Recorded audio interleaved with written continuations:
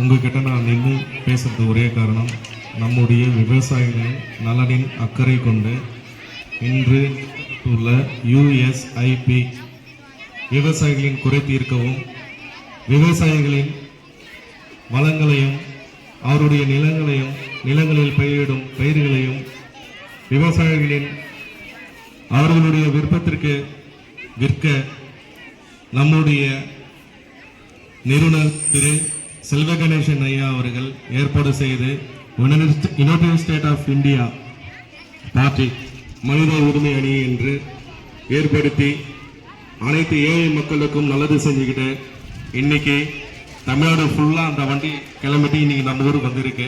அதை நான் இன்னைக்கு கலந்துக்கிட்டு அந்த வண்டி உங்ககிட்ட இங்கே நிற்கிது, ரொம்ப பெருமையாக இருக்கு. அதே மாதிரி அகர முதல எழுத்தெல்லாம் ஆதி பகவன் முதற்றே உலகு, இந்த 2 வரி குரல் இல்லை, இந்த 2 வரி குரல் எல்லாமே இருக்கு. மாணவ செல்வங்கள், உங்களுடைய எதிர்காலமே கல்வி ஆசிரியர்கள் கிட்ட மட்டும்தான் இருக்கு, வேற யாருக்கிட்டையும் கிடையாது. நல்ல பண்பு ஒழுக்கம் இது 2 இருந்தாலே கல்வி வந்துடும்.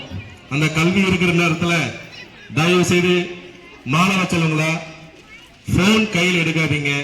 போன் நீங்க கையில எடுத்தீங்கன்னா நீங்க பள்ளியில இருக்க கல்வி கேட்கிற அந்த கல்வி உலகம் உங்க கையை விட்டு போயிடும்.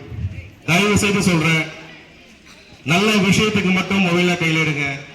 ஏன்னா அந்த மொபைல்ல எல்லாமே இருக்கு, கெட்டது இருக்கு, நல்லது இருக்கு, எல்லாமே இருக்கு. அதனால தயவு செய்து போனை மட்டும் கையில எடுக்காதீங்க. நீங்க போனை கையில எடுத்தீங்கன்னா உங்களுடைய வாழ்க்கை கீழே போட்டீங்க. சரிங்களா? நான் சொல்றேன் சரிங்களா? போனை எடுப்பீங்களா? எதுக்காக எடுக்கணும்? போனை நல்ல விஷயங்களை மட்டும் எடுக்கணும். ஏன்னா இப்ப இந்த காலத்துல சொல்ற ஒரே ஒரு அறிவுரை என்னன்னா இது மட்டும் தான் சொல்லணும். பசங்க கிட்ட இருக்கிற ஒரே நல்ல விஷயம் கெட்ட விஷயம் தீர்மானிக்கிறது இன்னைக்கு போன் மட்டும்தான். உங்களுக்கு இருக்கிற கண்ணு முன்னாடி இருக்கிற ஆசிரியர்கள் மட்டும் தான் உங்களுக்கு உலகமே தவிர மற்ற எதுவுமே கிடையாது.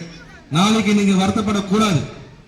உங்களுடைய வருத்தம், உங்களுடைய எதிர்காலம் எல்லாமே நீங்க எடுக்கிற முடிவு உங்க கையில தான் இருக்கு. நீங்க போனை தூக்கி போட்டுட்டு பள்ளிகள கல்வி ஆசிரியர்கள் சொல்ற நல்ல விஷயத்தையும் கல்வியும் சிறப்பா செஞ்சீங்கனாலே உங்களுடைய வாழ்க்கையில நீங்க உங்களுடைய கையில உலகமே நிற்கும். சரிங்களா?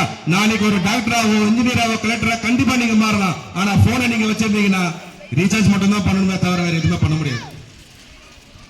தயவு செய்து சொல்றேன், நல்ல ஒழுக்கத்தையும் பண்பையும் மாணவர்கள் பயின்று ஆசிரியர்களை அவங்களுக்கு ரெஸ்பான்சிபிலிட்டி கொடுத்து அவங்களுடைய கருத்துக்களை மனதார வாங்கிட்டு நல்லபடியா எல்லாருமே படிக்கணும்.